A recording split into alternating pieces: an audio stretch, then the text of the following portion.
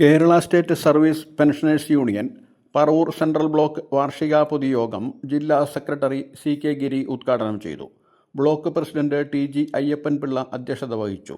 Block secretary PN Ambika, treasurer KS Saleem, രക്ഷാധികാരി PK Krishna Pillai, PN Peethambaran, TS Sivan, PS Surendran, AA Murukanandan, M Abdul Fathah, P Chandrasekharan Pillai, KG Rajendran, TM Shantha, KM Kamaruddin, KV Salan, Achamma Abraham തുടങ്ങിയവർ സംസാരിച്ചു.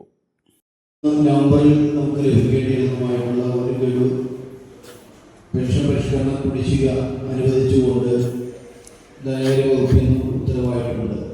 അത് അധികം വൈകാതെ നമ്മുടെ എല്ലാ അക്കൗണ്ടിൽ വരുമെന്നാണ് പ്രതീക്ഷിക്കുന്നത്. ക്ഷാമാശ്വാസത്തെ സംബന്ധിച്ചും ഗവൺമെന്റിന്റെ തീരുമാനം വന്നിട്ടുണ്ട്. അപ്പോൾ ഈ നിലയിൽ പരിശോധിക്കുമ്പോൾ നമ്മൾ ആഗ്രഹിച്ചതുപോലെ പൂർണ്ണമായ തീരുമാനങ്ങൾ വന്നിട്ടില്ലെങ്കിലും നമുക്കതെല്ലാം ലഭിക്കുമെന്ന് ഉറപ്പു നൽകുന്ന സൂചനകൾ വന്നു കഴിഞ്ഞിട്ടുണ്ട്.